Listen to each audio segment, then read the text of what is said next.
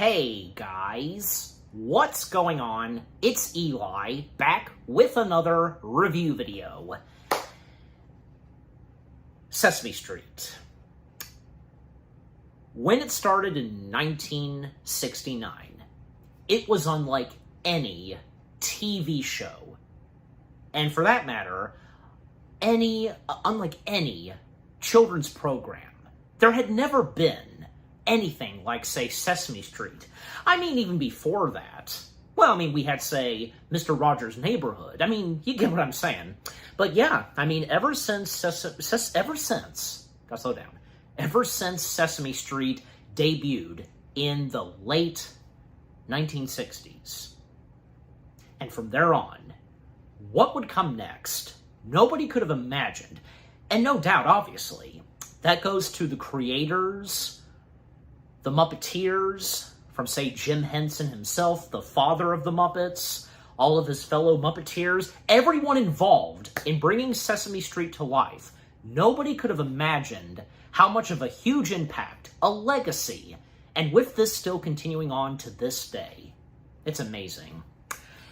And I don't know, because I wonder if some people had ever thought that maybe, and also on the count that Jim Henson, whom was responsible for bringing, one of those that was responsible for bringing Sesame Street to life, especially because of the Muppets, and with the Muppets themselves, the main Muppets, they had a couple of movies, and Jim Henson, he had various other projects, and when, yeah, like, say, his creations, the Muppets, they made their way to the big screen, and also when it came to, say, Dark Crystal, and so on, just, yeah. If one day, maybe possibly, maybe Sesame Street could have a movie of their own, especially on account that the Sesame Street Muppets, they made cameos in all three Muppet films. The first three Muppet films, from the Muppet Movie, The Great Muppet Caper, and Muppets Take Manhattan. Well, just so happens that in 1985, and 1 year after the Sesame Street Muppets, they did appear on the big screen, making a cameo, as I said, in the Muppets Take Manhattan. They would find themselves, the entire cast of Sesame Street would find themselves having a big movie of their own. And not to mention that this Sesame Street movie is celebrating its anniversary. Yep. So that's right, guys.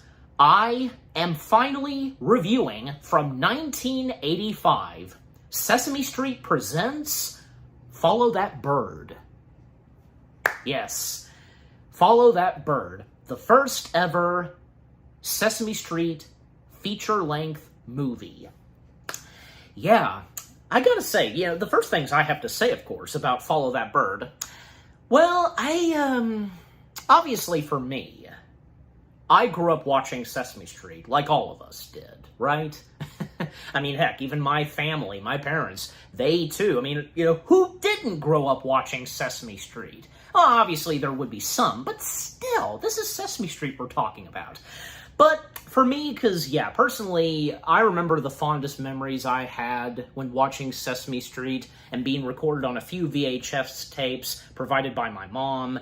And, obviously, for a lot of you as well, having grown up with Sesame Street in the early 2000s, that was the time and era that I grew up on with Sesame Street. That was my era of Sesame Street that I enjoyed. Well, and all of us, and depending on how the age and when we were born, we have a favorite time and era of Sesame Street, do we not? Just, yeah, it's obvious.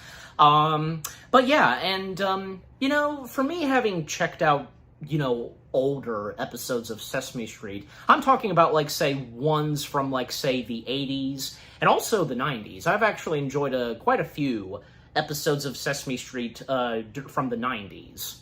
And, of course, I've checked out a little bit of, like, say, those from the 80s. And also on account of when, say, Mr. Hooper was still alive, and, he ran his own store, the Hooper store.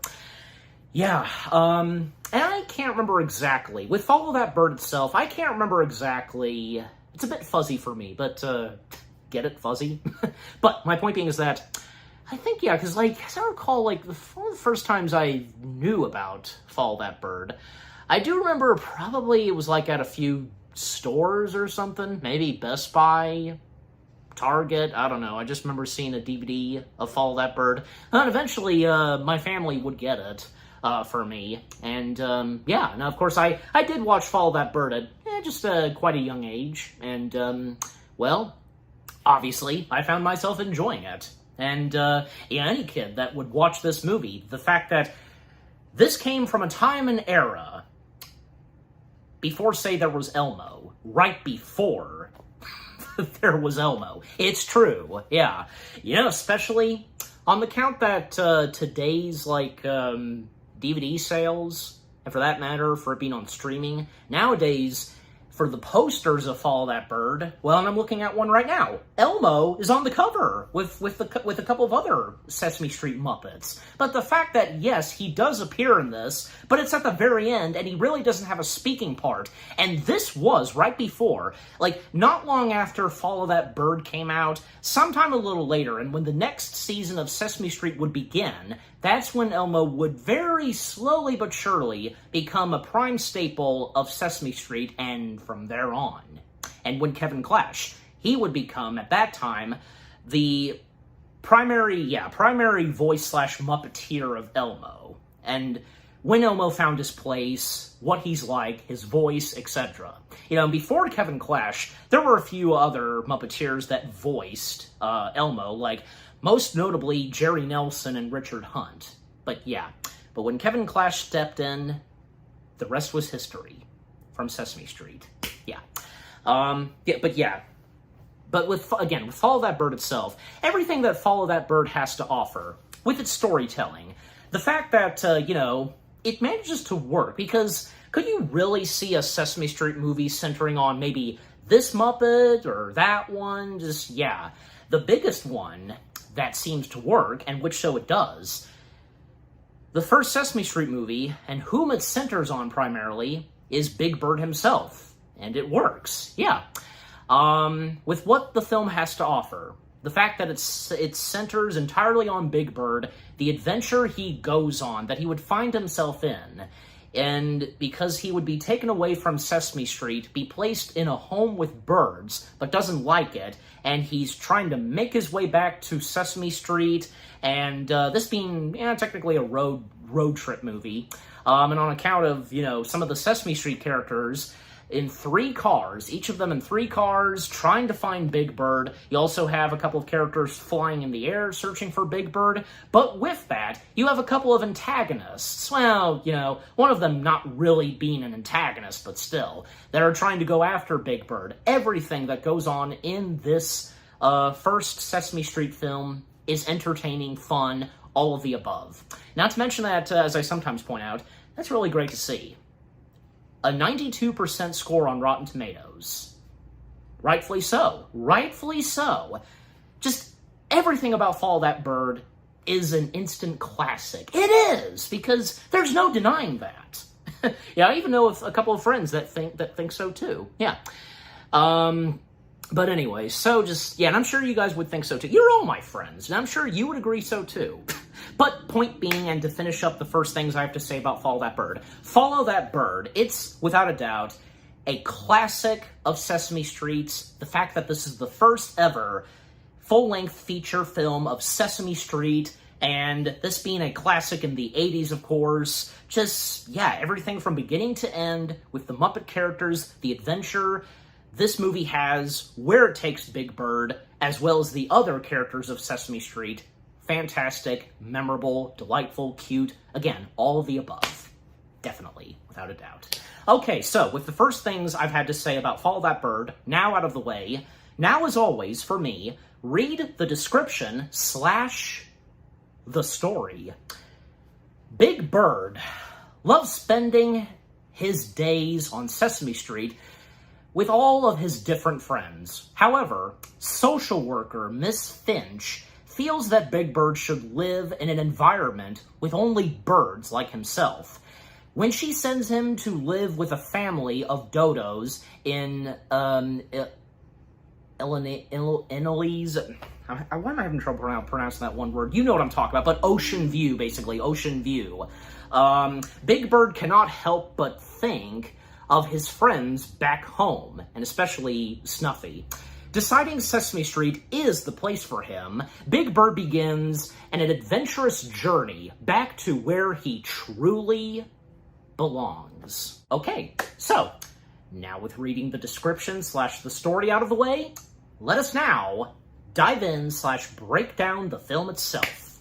Okay, well, already, because we're off to a great start, we get one of our first songs of the movie, which being, ladies and gentlemen, would you please rise for the, Grouch anthem. And of course, Oscar, of course he's the one to sing the Grouch anthem. Who else could it be? Yeah, the first song number of, Follow That Bird, well, does not disappoint, because, yeah, the Grouch anthem, just what a heck of a way to start off this movie, because literally, a Grouch anthem and Oscar singing, just, yeah, and with a chorus of Grouches, just, that was good, yeah. Not to mention that because I owned a DVD copy of, Follow That Bird. I'm sure you guys did too, but I'm sure you remember where the instrumental version of the Grouch anthem is the main menu music. Yeah, that I remember most notably, so, Anyways, so with that, and we actually get a bit of hand-drawn animation in this, 2D animation, I should say, where, yeah, because Big Bird, he inflates, 2 letters, because Big Bird telling us that Sesame Street is brought to you today by the letters W and B, which makes the Warner Brothers logo, because, yeah, Warner Brothers, being the distributor for Follow That Bird. So that's really cool that, Warner Brothers doing something with the Muppets. You know what I mean? Just, yeah. Yeah, I mean, it is a Warner Brothers movie. But anyways, so after that, well, we then see the Feathered Friends. And, yeah, a meeting that takes place at the Feathered Friends. And, by the way, because the main bird that was, the meeting is in session and such, was actually voiced by Noel McNeil himself, a.k.a. Bear from Bear in the Big Blue House. And actually, because Noel McNeil, I think, yeah, this was one of his earliest Muppet characters he performed.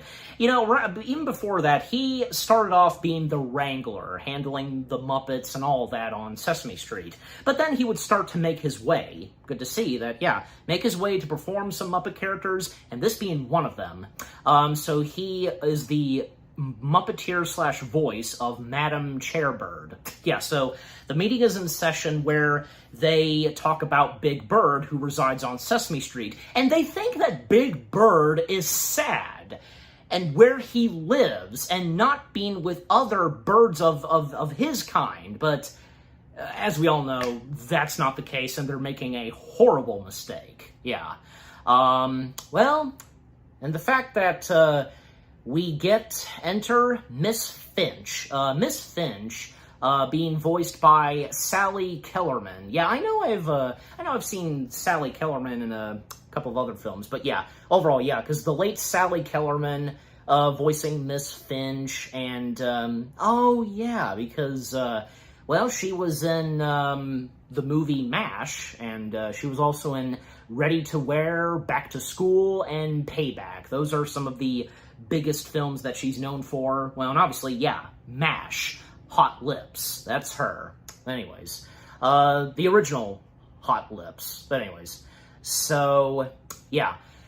So Sally Kellerman being the voice of Miss Finch, and she's going to take this from here to meet with Big Bird and to get him to live with some birds. And, when wondering where Big Bird lives, and, the chairman telling Miss Finch, Sesame Street, and we get, can you tell me how to get to Sesame Street?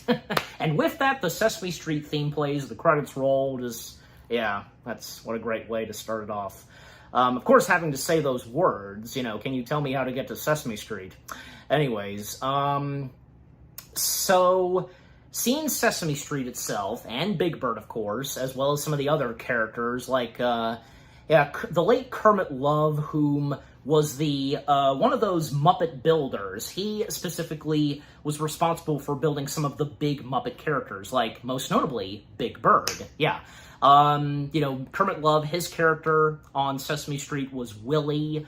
So it's always nice to see that, sometimes for the Muppeteers, or for that matter, anybody whom would work backstage building the Muppets, they would get to have like an on-screen appearance or something in anything, if it's Sesame Street or the Muppets, you get what I'm saying. But yeah. And, there's a moment where, because we see Big Bird, he's riding on his roller skates. He interacts with this one bird that's just passing by. We see Telly stepping in, Telly Monster. Of course, Telly being Muppeteered and voiced by good old Marty Robinson. Telly, he has a lot of garbage in his hands that he's going to give to Oscar because, he's a grouch teeter. But he accidentally drops them and would cause Big Bird to kind of slip and fall. But he was really getting distracted, like trying to know where the bird went. But after he crashed, that's when Miss Finch steps in, and she has a private talk with Big Bird about if he would like to, live with his own kind, with these group of birds, a family of birds. And Big Bird starts to think of this in, a vision he has, which we get another piece of 2D animation. And he actually likes this. He wants to do this. But on account that, Maria, Telly, and Susan, they're overhearing the conversation, so they know and they hear that Big Bird likes this idea and that he wants to pack up and go. Of course, have to mention the human cast of Sesame Street, because, Sonia Manzano, Maria, of course, Susan, Loretta Long. The late Emilio Delgado as Louise, and Roscoe Orman, Gordon. The late Alana Reed Hall as Gordon's sister, Olivia.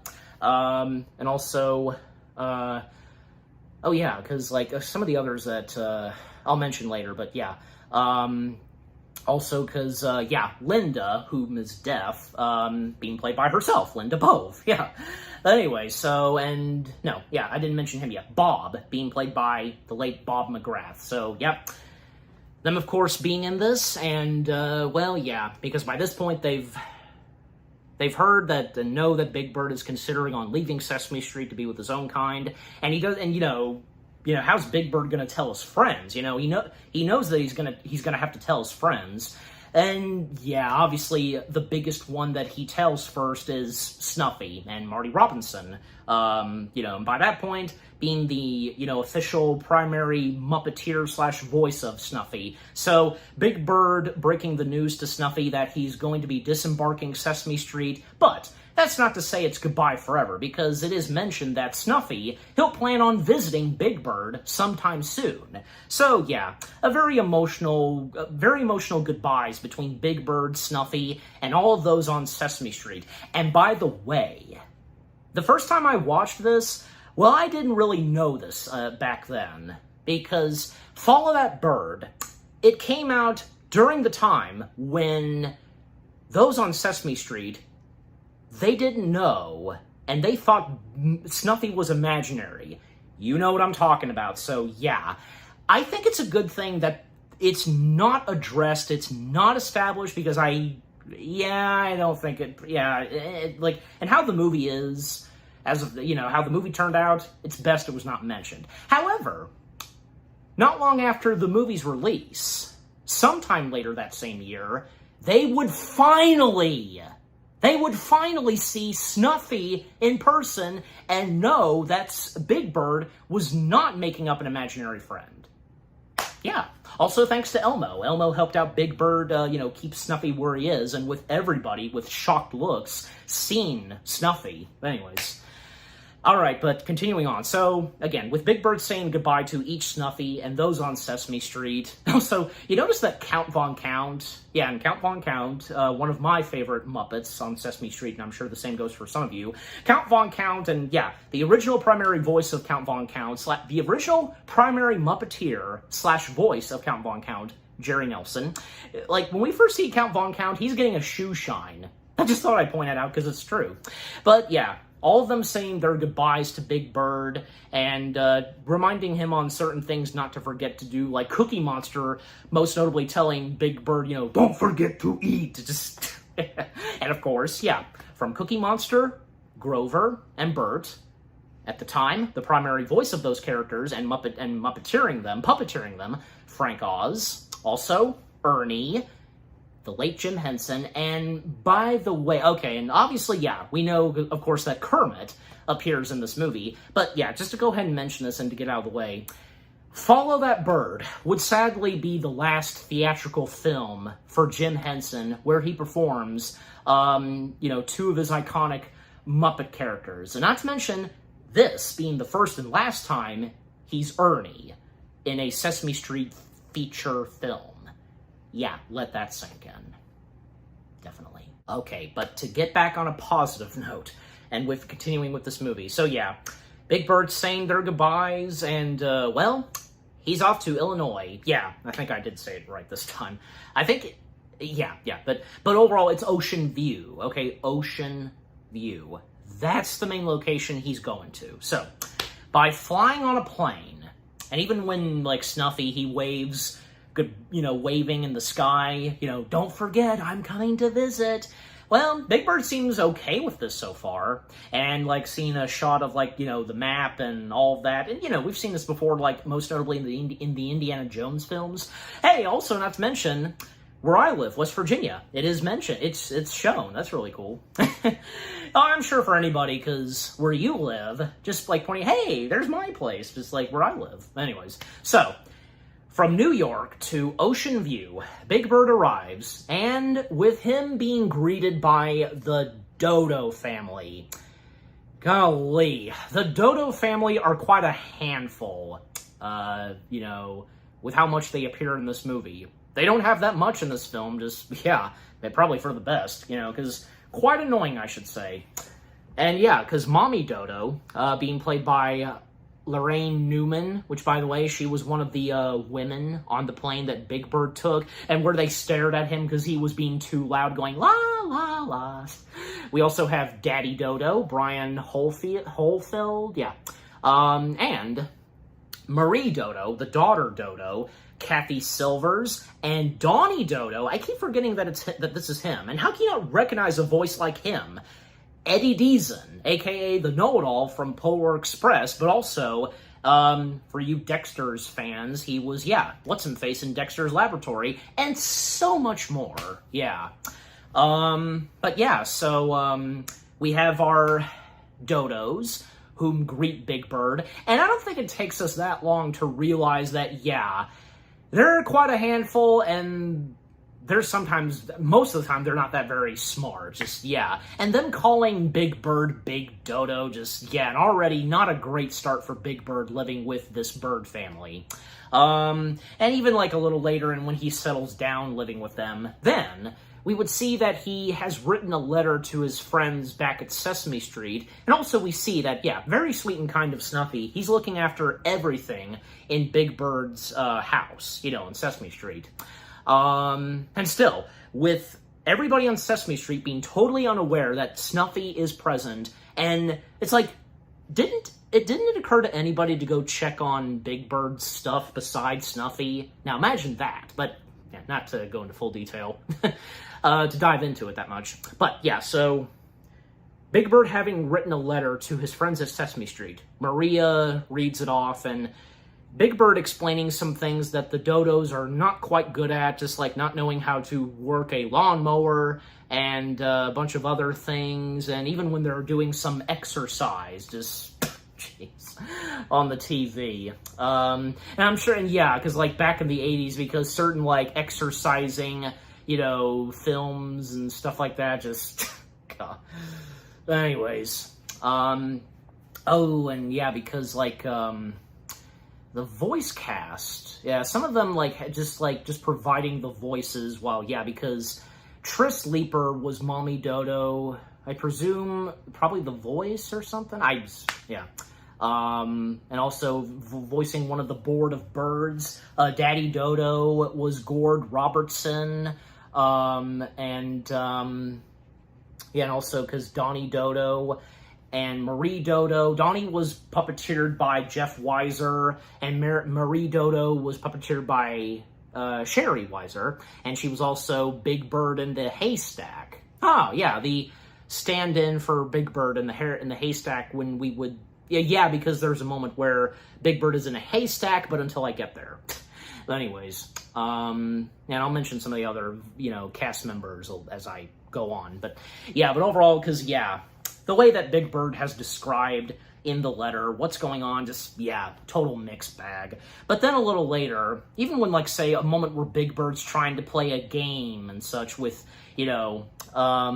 Marie and Donnie not going so well, and then there's a special letter that, is delivered to the house for Big Bird, and it comes directly to Snuffy. And when Big Bird's trying to explain to the Dodos who Snuffy is and that he's a Snuffleupagus, they find this funny and amusing and, thinking that he's a bird and just, By that point, Big Bird has gotten sick and tired of how he's living and with these Dodos, And Big Bird, later that evening, he plans, and he does so, to run away and go back to where he rightfully so belongs. And not long after he runs away, this makes its way on TV, on the news. And, one of the other, guest stars, guest appearances we have in Sesame Street, and, whenever it comes to anything Muppets, like, even if it's, say, Sesame Street or, the Muppets themselves, never fails for them to have some celebrities and guest stars making cameos and such. So, in Follow That Bird, we have Chevy Chase as the news anchor. Yep, reporting on, Big Bird having run away. Yep, Chevy Chase as the newscaster. And the time and setting of Follow That Bird, it's established that Big Bird is 6 years old. And the newscaster establishing that, a 6-year-old runaway. And when mentioning Big Bird, and this, of course, getting the attention of those all over Sesame Street, those at Hooper's, Ernie and Bert at their apartment, Count Von Count at his castle. And have you noticed on Count Von Count's TV, it has the numbers 1, 2, 3, 4, 5, 6, 7, 8, 9, 10? Like, that's funny. But then we come to these two guys, whom, actually, they are the main antagonists of this film a little later. And those are Sam Sleaze and Sid Sleaze, the Sleaze brothers. They run this fun fair. The Sleaze's fun fair and so on. Carnival. Sam Sleaze, Dave Thomas, and Sid Sleaze, the late Joe Flattery. Yep. So, we first see them, they're seeing this on the news of Big Bird's runaway, and we don't know at first, because with their first appearance and, what they're gonna do in this movie yet. And also because enter Kermit the Frog, because, as we all know, when it came to Sesame Street, Kermit the Frog most prominently was a news reporter, so he's covering this over at Ocean View, interviewing with the Dodos, which doesn't last that long, because they're like, are we on TV? Let's go inside, But then, Miss Finch being present, and Kermit interviewing Miss Finch, and, because Miss Finch explaining that, what she's gonna do is find Big Bird and bring him back to the Dodos. And of course, Big Bird's not gonna let that happen, nor those at Sesame Street. But by the way, because not to forget to mention that, because a few funny moments with, say, Chevy Chase and Kermit the Frog, because Chevy Chase, because he, as the newscaster, he brought up and said, it's a beautiful day in the neighborhood, could you be my, a nod to Mr. Rogers' Neighborhood, obviously. Also, when they cut to Kermit the Frog, he was telling a funny joke and didn't realize that he was on air. Also, Chevy Chase got the name of the street wrong, calling it Sesame Street. And you can hear the guy in the background saying, Sesame Street. Sorry. Yeah, you got that wrong. That was bad on you, Chubby. Anyways, so yeah. So because of all this, Miss Finch is going to find Big Bird, bring him back to the dodos. Well, Big Bird, well, because, yeah, of course, he brought along Radar with him, his teddy bear. He splits up with Radar. He places him in a mailbox. He will go straight directly to Sesame Street, and yeah, he's going to proceed on. Hopefully, he's going to get back in time at Sesame Street, if he does so. And hopefully he's not hopefully he's not caught and brought in by Miss Finch. Meanwhile, back at Sesame Street, Bob lays out the plans. They all do. That what they're gonna do in order to find, locate, and to bring back Big Bird home right where he belongs. So, some of the characters will go in 3 cars, as I said earlier. Gordon will drive the Volkswagen, a yellow Beetle. Oscar will drive his vehicle. And accompanying Oscar is Marie, the green honker with blue hair. I think, yeah, everybody likes that honker, just, yeah, as I recall. Telly will also be tagging along with Maria, Oscar, and the honker. In the Volkswagen, we have Gordon, of course, at the wheel. His sister, Olivia, Linda, and Cookie Monster, yeah. And Count Von Count in his Countmobile. Now, Count Von Count's Countmobile was really cool looking. Don't you think? Just, oh, that was so cool. That's so cool looking. Not to mention that the license plates that each Count Von Count and Oscar have on their cars, Count Von Count's license plate is 1, 2, 3, 4, 5, 6, 7, 8, 9, 10, New York. And for Oscars, it's Scram, New York. That's great.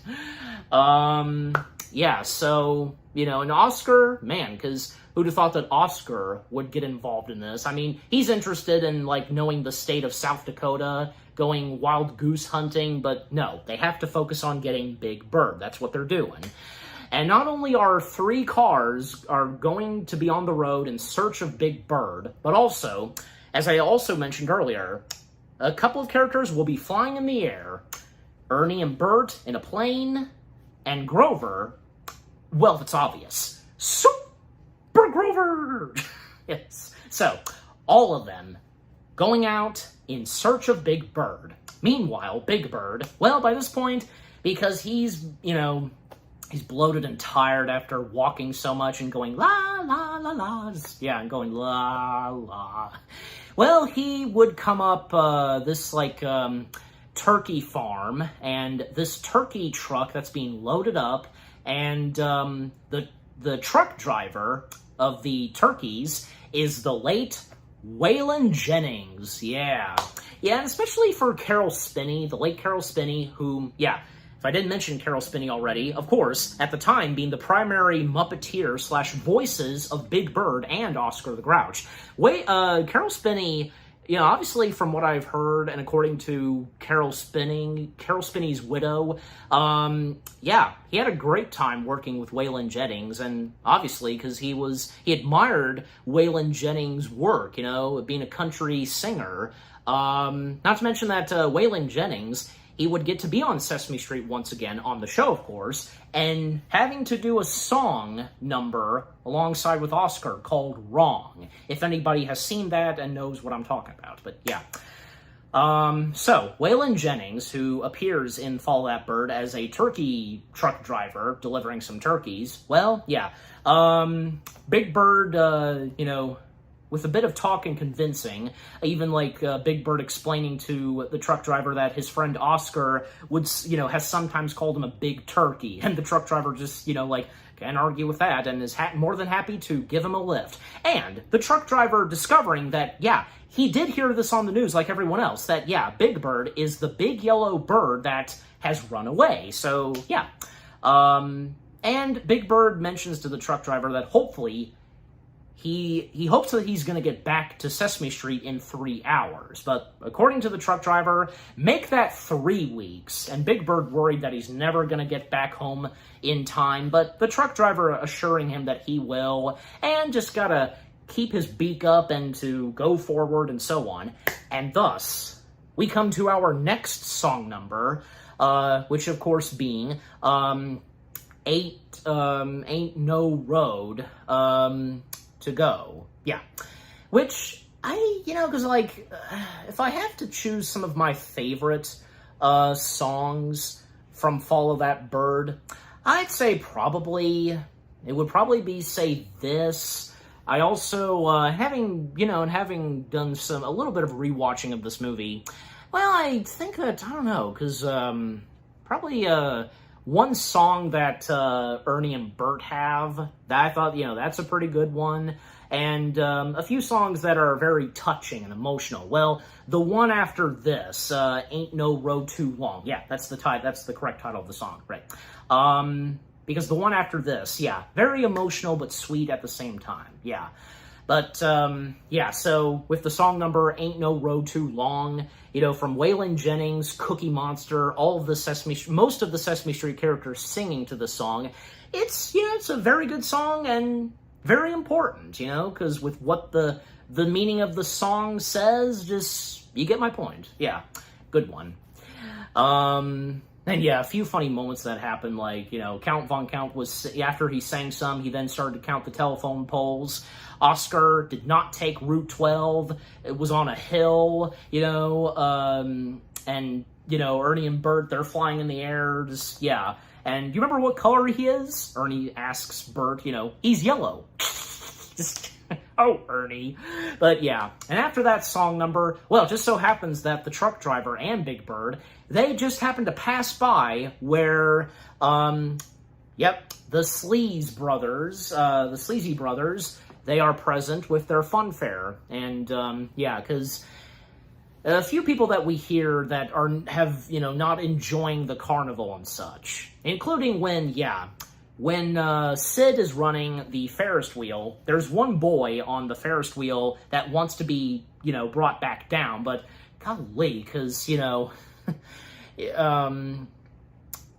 Sam, Dave Thomas, telling the boy that it'll cost you another nickel to get down, to get off the ride. And that's the thing, because Sam Sleaze, very greedy and such. Yeah, our own, this Sesame Street movie's own greedy character, caring about money and such, wanting to be rich and so on. And when the boy's brought down, well, because Sam stole the boy's apple. And that's literally what the boy is credited as. Boy with apple. Being played by a young Richard Campbell. Yeah. So that's that. They stole the kid's apple and just, golly, scumbags they are. Just, yeah. And they're interested in wanting to get the bird themselves for entertainment. Maybe possibly Big Bird could make them some money. Jeez. But when coming back to Big Bird, yeah, because the truck driver lets him off, and, Big Bird continuing his journey, and, he would come face to face, and, come across, I should say, this, this farmhouse, and, he would notice a chicken coop, and, he would actually join, some chickens eating some stuff on the ground, and that's when he would be greeted by two kids, whom live on the farm, Ruthie and Floyd. Floyd being played by young Benjamin Barrett, and Ruthie, just so happens, Ruthie being played by young Allison Court, whom would go on to be on the big comfy couch. Yep, that's her. But not only that, the other stuff that she's done, she did a lot of Resident Evil stuff, and yeah, I didn't quite fully realize this. The original voice of Jubilee in the X-Men animated series. Yep, that's her. That's cool to see. But yeah, so, not to mention, she did come back to voice a different character in X-Men 97. That's on Disney+. So yeah. So, before all that, she would be in the first ever Sesame Street feature film. And it doesn't take too long for the kids to have Big Bird, rest for the night and, feel welcome at home and such. And yeah, place them in, in a barn and just with, a bunch of hay and such. to nest for the evening. And not to mention that Ruthie especially, she's familiar with Big Bird because, yeah, she too, as well as her little brother, had seen the news where Big Bird had ran away. So, yeah, they are totally aware. And yeah, so once they, they place Big Bird, they make him a special nest in the barn shed and so on. Yeah. So, what happens next is, well, we get our next song number, which, yeah, like I said earlier, after Ain't No Road Too Long, this too would probably be another one of my favorite songs from the movie. One Little Star. It's very sweet and touching. Yeah. Being sung by Big Bird, Olivia, and Snuffy. Yeah, it's very touching. I'm sure you guys would think so too. Just, yeah, it's really good. It never fails for Sesame Street to always have a very nice and touching song. Like, now that I'm thinking of it, probably, like, the other one I can think of that I think is very nice, sweet, and touching, is I Don't Want to Live on the Moon. Yeah, that one. I'm sure you guys would remember that. That's a good one, too. But anyways. So, yeah. That was, again, that's a very, very nice, sweet, emotional song. One Little Star. Yeah, definitely. Okay, but after that, well, we then cut to, say, where, yeah, still, in the evening time, Oscar, Maria, Telly, and the Green Honker, they've made their way to this diner called Baddies Don't Drop In. And, judging by the name of that restaurant, well, I think it's obvious, and, well, why else would they be there? On account of Oscar. So, yeah. And Oscar, he pointed out to Maria that they had lunch at Friendly's.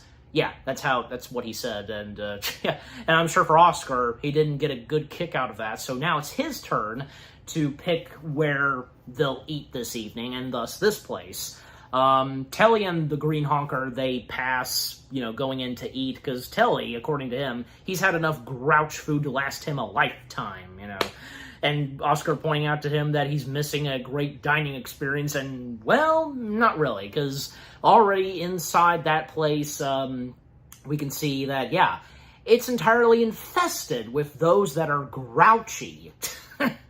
Not to mention, the next guest stars we see appearing in this sequence that are running the diner, the grouch waitress, Sandra Bernhard, and the grouch cook, the late Paul Bartel. I remember Paul Bartel best from, say, being in, say, making a brief appearance in Tim Burton's Frankenweenie, the original version, the 1984 short film, live action. And he was also in Gremlins 2, The New Batch, where, the Gremlins, they mess up the screen projection, and the movie theater showing Gremlins 2, and he's there, because to ask someone in the audience to handle the situation, which, yeah, as we all know, he turns to the late Hulk Hogan. Oh, not to mention some of the other films that he's been in. Oh, yeah, because he was also in The Usual Suspects. He was in Eating Raoul, if I said that right. And he was also in Piranha, the original Piranha from 1978. So, yeah.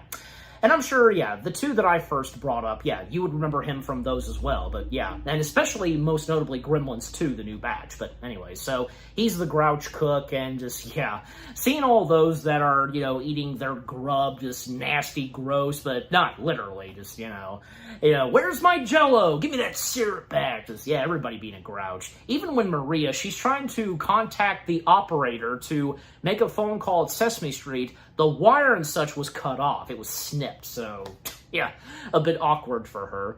And, well, hardly anything for Maria to eat, but for Oscar, not a problem. But then when it's brought up by the waitress that there's a tossed salad, that she likes. Maria likes that. So thus, both her and Oscar also asks for a tossed salad, 2 tossed salads, and literally, salads that are being tossed. But then everyone in the diner wants a tossed salad as well. Tossed salads for everyone. When they get their tossed salads, just throwing it everywhere, just making a mess.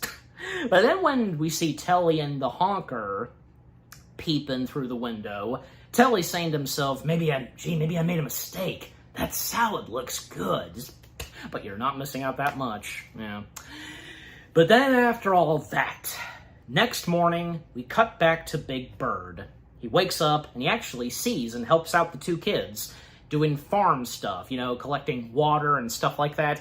And that's when we come to our next song number, which of course being Easy Going. Yeah, I mean, it's another pretty good song too. And of course, yeah, because we have Alison Court and Carol Spinney singing this song. But, while Big Bird is having some time with the kids, helping out with some stuff, watering the plants and all that on the farm, well, Miss Finch is nearby. She spots a piece of a yellow feather on the road, and she knows that Big Bird is nearby, and she just so happens to spot Big Bird with the two kids, but Big Bird, making a run for it, saying goodbye to the kids, he makes his way into the hayfield. Yes, haystack field.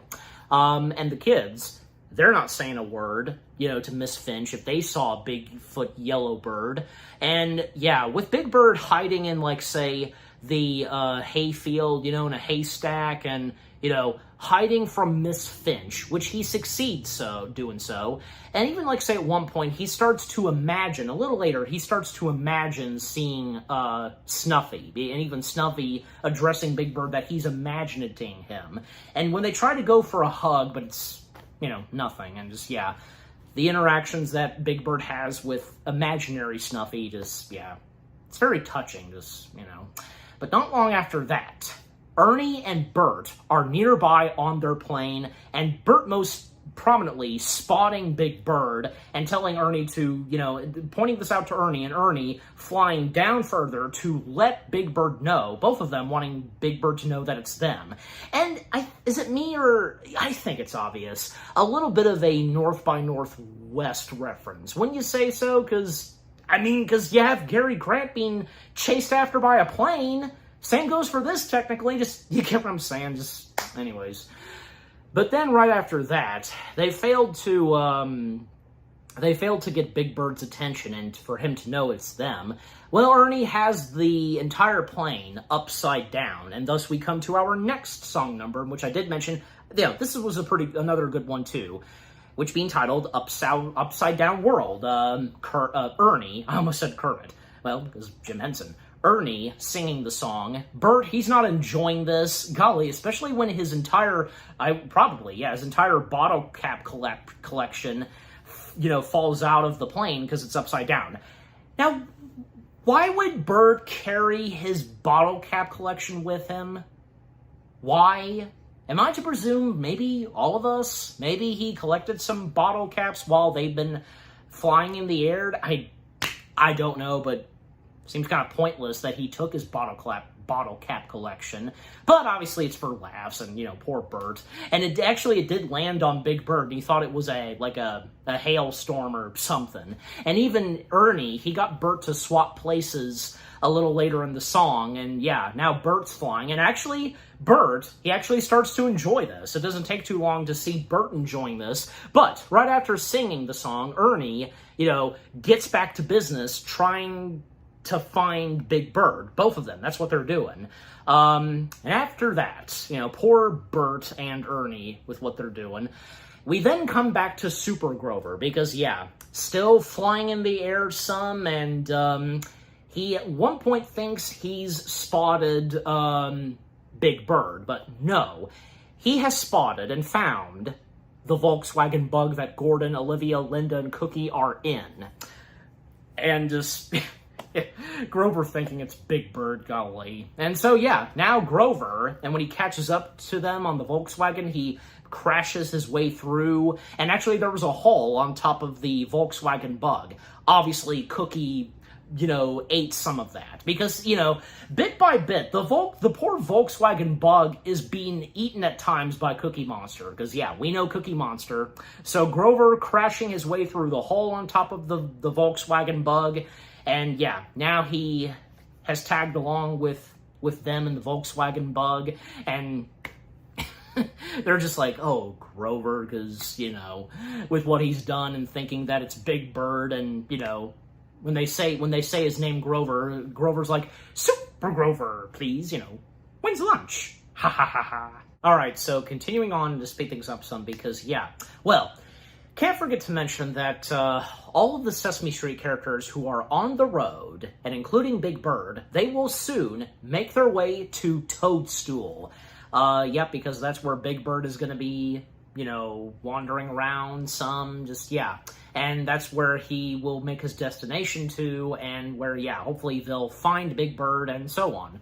And yeah, because, like, before that, like, a moment where Sam and Sid, they're trying to, you know, go after Big Bird. You know, they have a giant net, but they miss Big Bird, and Sam just blaming this on his brother, and just, yeah, Sam being very harsh on his brother at times, you know? Especially, it never fails for some villain characters to be harsh on their henchmen, you know what I'm saying? And especially when it comes to henchman characters kind of being bumbling and stuff like that. You get what I'm saying, just, yeah.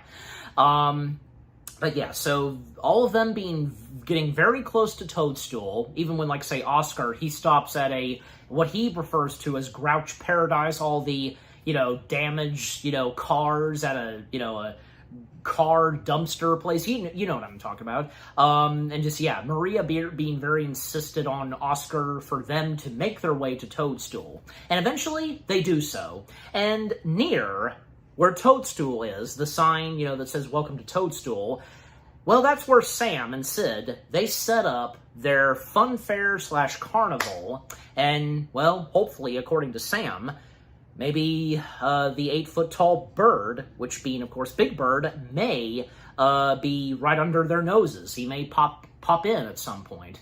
And Big Bird, who now has arrived at Toadstool, the Mushroom City, as it's referred to, and, yeah, reading the sign, and also the mentioning of a parade that's happening today. And good for Big Bird, because he loves parades. But Miss Finch showing up, and Big Bird running away from Miss Finch, and both Big Bird and Miss Finch finding themselves in the middle of the parade. It started, and yeah, all while the Sesame Street characters in their cars, from Count Von Count, Gordon driving the Volkswagen Bug, they see Big Bird, but they have to back up. But when it comes to, say, Maria, Oscar, and the others, them spotting Big Bird, Miss Finch unable to get to Big Bird, just, yeah. And after all that, with that sequence, and Big Bird and Miss Finch in the middle of the parade, and so on, well, a little later, Big Bird would then finally come face-to-face with Sam and Sid, and Big Bird, unbeknownst to him what Sid and Sam are like, you know, telling both of them that, yeah, he's trying to avoid being seen and hiding from Miss Finch. Sam and Sid will take care of that for him by having him get inside a cage, and yeah, that's attached to their truck, and they'll hide him. Not only are they hiding him from Miss Finch, but also they're hiding him not being seen by his Sesame Street pals, and they just so happen to be passing by the carnival, and yeah. And when Big Bird realizes that, yeah, he's not going anywhere, him being in a bird cage, and this being bird napping, obviously, and it occurs to Sid that, you know, they may spot him still, those that are looking for him. But then that's when Sam gets the idea, and when we cut to the evening time, the carnival being open, and there's a special show happening, the Big Blue Bird of Happiness, yes. And one of the first things we notice are these paint cans of blue. What could this mean? Well, obviously they did something to Big Bird, and thus when the show begins, the Blue Bird of Happiness. Well, we see poor Big Bird, all painted blue, and yeah, the total opposite of the Blue Bird of Happiness that Sid described to the audience. Step right up, folks. Well, yeah, because the next song number we get, a very emotional one, and that, of course, being, you know, I'm So Blue. Very emotional and sad. Big Bird just wishing that, you know, he should be back where he belongs, you know. And fun fact, because, as I recall, yeah, Carol Spinney actually got emotional when performing this song. And I don't blame him. Who can blame him? Golly, especially on the count that at a certain point when he was performing Big Bird at Jim Henson's funeral, he did start to break down. Just, Yeah, and I'm sure you know this too. Yeah. But that being a very emotional song, and even Sid, he can't help but cry over this. But Sam, well, he doesn't find this emotional at all. He's just happy that, yeah, tonight's performance of the Bluebird of Happiness made a lot of money, and he's counting the money, just, yeah. However, two kids that sneak backstage, because we saw them earlier, they were watching Big Bird's performance, and they're credited as Rescue Boy and Rescue Girl. I mean, that's a okay way to describe them, because, yeah, they come into Big Bird's aid, because, yeah, Rescue Boy being played by young Liston Bates, and Rescue Girl being played by young Tawny Richard. So, they check out Big Bird, and, well, Big Bird asking them to help him, because, you know, if they could, you know, send a message and call Sesame Street to have them be aware where he is by this point. Just, yeah, even when Sam notices they're talking with Big Bird, just getting them to shoo and just barking like a dog. And so thus, the Rescue Boy and Rescue Girl, they make the phone call. The Rescue Girl does. The Rescue Boy has to lift her up, just, yeah. So, when we cut back to the Sesame Street gang, they're filling up their cars with gas, and also we see Ernie and Bert. They're in the back of Oscar's car, talking about a little mention, I should say, the aftermath of what happened to them in the plane. And then we see Maria on the line with Bob back at Sesame Street. Bob informs Maria that they've located Big Bird thanks to those two kids. Those two rescue kids, I should say. And Maria explaining to Linda and Olivia where Big Bird is, that he's blue, and so on. Linda realizing, and when doing some sign language, that, you know, they passed the carnival a couple of hours ago, just, yeah, and thus rushing back to the carnival, and by the next morning, they're all there, everything's quiet, and we see, yeah, Oscar and the Green Honker, they're sound asleep. We see Ernie and Bert searching around, Ernie using binoculars, and it was pretty funny, because, "What do you see, Ernie?" asks Bert. "Your nose, Bert." "Ernie, get serious. We're supposed to be looking for Big Bird." "Right," says Ernie. I mean, yeah, Ernie knows this is serious. But of course, you know, Ernie can't help but at least be humorous some, just, you know, kind of be on a little bit of a positive note. But yeah, so then when seeing Sid and Sam, they're sound asleep still, and so is Big Bird. All of the characters, Count, Telly, Olivia, Linda, Maria, Gordon, they pop in and they discover and find Big Bird. And Cookie Monster, he's right behind, Sid, who is sound asleep with a box of cookies as a pillow. And for Sam, he's got a lot of money all around him on his bed. But yeah, so Maria approaching Big Bird, waking him up, and yeah, telling him to keep it down, and that, they're going to get him out of here. And Linda, again, with sign language, asking, where the keys are to free Big Bird. And Big Bird's like, right there. Yeah. Sam's got the keys in his clutches, and Linda trying to grab the keys, but then, because it's not working, Linda grabs a piece of money, waves it around his nose, and yeah, he lets go of the keys. And for Cookie Monster, he took the box of cookies from Sid. Thankfully, he didn't wake up. In fact, you can hear Cookie going, "Don't wake up, don't wake up." Thank you, he snatches a cookie. So, by using the various keys, none of them are the right, shape to unlock the cage. And Count Von Count, he goes on counting all of the keys. One key, and so on. Super Grover, on the other hand, he steps in. Well, first he's Grover, but then, thinking that, yeah, the keys aren't gonna do any help, he feels that he can use his super strength as Super Grover, so that's what he does. And you realize that Grover, as Super Grover, is being loud and noisy, even when he's trying to do the bars, he's going, ah! Why did nobody tell him to shut up? Just, beats me, but I don't know.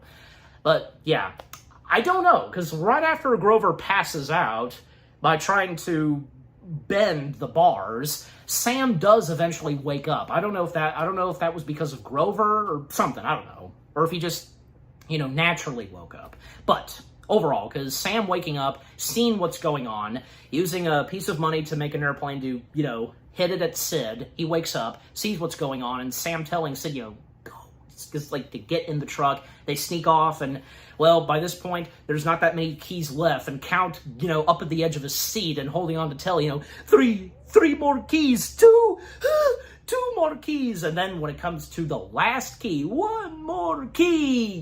That's the one. But right as they do that, Sam turns on the ignition, they drive off, and yeah, now thus they have to chase after, the truck and to save Big Bird. The only ones that make it out on the road are Gordon and Olivia. Did I almost say Gordia? I don't know. I was talking fast. I got to slow down. Gordon and Olivia are actually the only ones that make it out on the road in the what's left of the well, not quite, just yeah.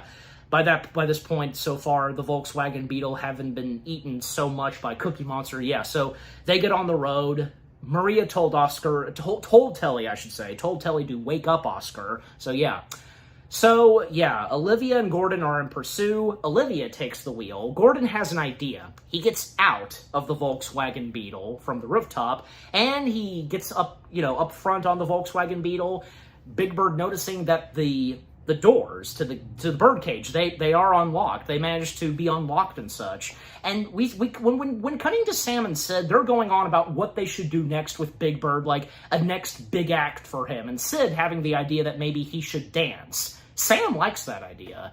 And they start to just mess around, dancing some. And then Sid getting a couple of other ideas, like maybe he should jump in a swimming pool or something, or maybe do a hula hoop. But yeah, too many ideas to Sam's liking. And yeah, Gordon encouraging Big Bird to jump, and Big Bird being very nervous about this, but, he's got to do it. There's no other way. And eventually, he does so. Yep. Now, he's reunited and safe and sound with his Sesame Street pals. And what happens next to Sam and Sid? Well, they are at one point pursued by a cop on a motorcycle. And, because that cop that has them pull over, the state trooper, that's who it is. The state trooper being played by the late legendary good old John Candy. With the kid with the apple. The boy with the apple, yeah. He was riding alongside with the state trooper because, yeah, the boy with the apple obviously reported about those two having stolen his apple and so on. Talk about perfect timing, because Big Bird got out of there right before that happened. Well, even if he still was in that cage, I'm sure, yeah, the state trooper obviously would have done something else about this, where, yeah, realizing that, yeah, bird napping and such. But yeah, it was great, like, the brief appearance we get of John Candy, and, yep, Sam and Sid, they are by this point busted, and Sid, he can't help but get emotional by this, the judge. Oh, Joe Flaherty. Such a great, funny talent he was. And John Candy, just the state trooper, played by John Candy, telling Sid, be a man. I don't want to be a man. That's great. So, yeah, I mean, that's the end and demise of our two main villains of this Sesame Street film. And by the way, because fun fact, and according to Noel McNeil, because John Candy, who appears in Follow That Bird, although obviously he enjoyed appearing in this movie, he was at the same time upset that he didn't get to interact with any of the Muppets. But eventually he would, obviously. Yeah, he would, of course, appear on the show itself, this time interacting with the Muppets. So, yeah. Anyways, so after all that, Big Bird has finally come back home. And Big Bird tells them about what happened with him, and, the mentioning of the two farm kids, and then when Miss Finch popped in, and yeah, Miss Finch stepping in once more, and, Miss Finch, yeah, she explains to Big Bird that, the dodos were not that fitting for him, so, Miss Finch explaining to Big Bird that, yeah, there's another lovely bird family that will be perfect for Big Bird, but Maria and everybody else on Sesame Street set Miss Finch straight that he is where he belongs. He's perfectly happy living here. And Maria going into full detail to Miss Finch that, everybody on Sesame Street is happy. And the camera panning. That was really cool, the camera pan shot, Maria explaining that they've got people, they've got cows, Ernie and Bert, dogs, birds, monsters, kids, honkers, and grouches. And one of the grouches is like, leave us out of this. And Miss Finch coming to realize that, yeah, if so, and if that's the case, then yeah, this is where Big Bird belongs. Yeah.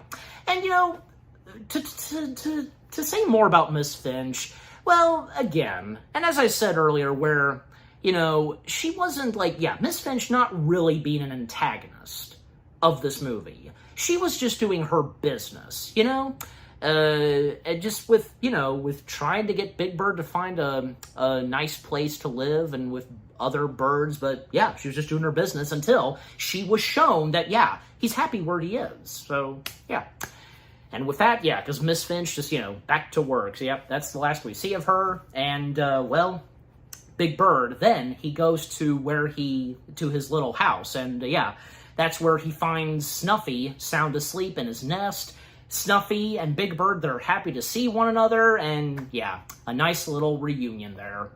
And, well, even after that, because we see the aftermath of the Volkswagen Beetle that belongs to Gordon and Susan, and, because, Susan asking her husband, what happened to the car? Don't ask me, ask him, pointing at Cookie.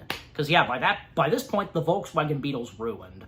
And just, then after that, Oscar, because Oscar asks, has a helping hand from, Bruno, the trash man. Does anybody remember Bruno? Because he always would be Oscar's helping hand, and just Oscar was like the boss to Bruno. So Bruno is carrying Oscar out of Sesame Street just for a while, just for a little bit, to get away from all the happiness that's going on, and now that Big Bird's back. Yeah. Also, to name some of the other cast of characters, well, yeah, because Richard Hunt, because he was a puppeteer assistant, I presume, for the Count. He also puppeteered Elmo, and because we do see Elmo at the end of this movie when Big Bird returns. He was the hand assistant of Ernie. Gladys the cow, obviously. He was a Grouch. Old McDougall, if I said that right. Sully and Biff, they do make an appearance in the film. And of course, Biff, being voiced by Jerry Nelson. Catherine Mullen as Granny Fanny Nezerold, if I said that right. She was a Grouch Diner patron, Pumpkin Orange AM girl. And did all other additional Muppets. And Harry Munster did have one line in this. And also, the other cast members, we also have, I already mentioned, and Tanya was played by Tanya Marie Cook, Kid at Map, Adrian McCalla, if I said that right, airline announcer, Shauna Stahl, and Marty Robinson. He did some of the other birds at the board meeting. Gary Grouch and another Grouch Diner patron. And the back half of Mr. Snuffleupagus was Bryant Young, Barkley, Fred Garver, the big Muppet dog on Sesame Street. And here she is. The body performance and the Muppeteer for Miss Finch was Cheryl Wagner. Yeah. Also Honker and Board of Birds, another Board of Birds character, which being the owl, Tim Gosley. And obviously the Honker that tagged alongside with Maria Oscar Telly, is the green one. And Noel McNeil, as I said, he was the Madam Chairbird. He also did an extra character, as it shows. Another one of the Board of Birds, Bob Stutt, and a bunch of others. A lot of additional Muppeteers, including Kevin Clash. Yeah, Kevin Clash was a part of this. Pre-Elmo. He was one of the other Board of Birds. He was the Sparrow. He was also Dr. Nobel Prize and Yellow AM Monster. Okay, yeah. All right, but just wanted to name some of the other cast members, as I sometimes like to do.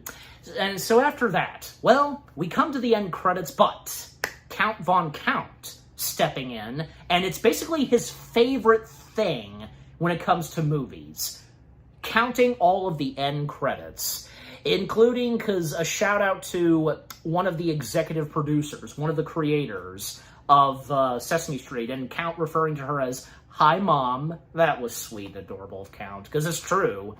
And after all that, when the credits finish, we technically get an end credit scene where Count Von Count, he pops back in, and, you know, that is 278 incredible, colossal credits! Oh, I love motion pictures! Hey, me too, Count. Yeah, we're in the same territory. But that was a great way to end off the film with Count Von Count, you know, getting one last spotlight in the film, just, yeah. But yeah, Follow That Bird. Again, what a delightful, classic film that is something Sesame Street coming from the 1980s, this being the first ever theatrical Sesame Street film. Everything about Follow That Bird from beginning to end.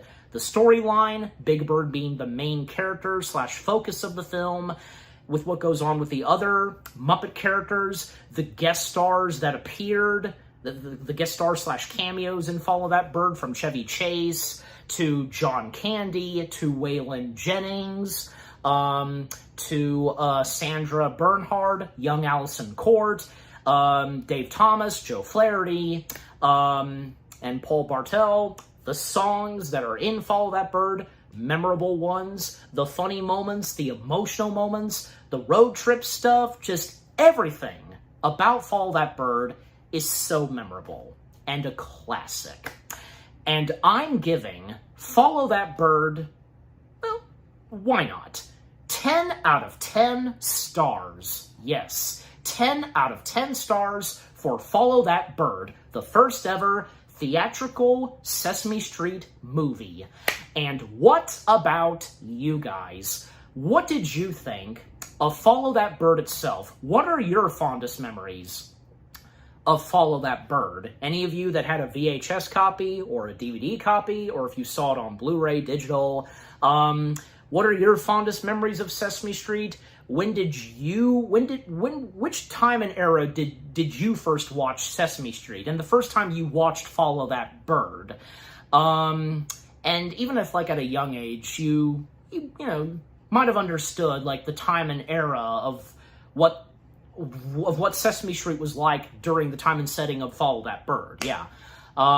Your favorite moments, your favorite songs, the cameos / guest stars that appear in Follow That Bird. Did you get some good laughs? Do you have so many fond memories of this movie? And when looking back on it at an older age, just, yeah, overall, what do you think of Follow That Bird itself? And with what I've had to say, my review, and yeah, what did you think of my review? Leave comments and give this review video a like, as always. And so, with all that being said, thank you very much for watching. I hope you guys enjoyed my review of Follow That Bird, again, the first ever Sesame Street feature film. More review videos are coming your way. They're going to be awesome. Keep looking forward, and I will see you guys in the next video / review. Take care, happy anniversary to Follow That Bird, and peace out.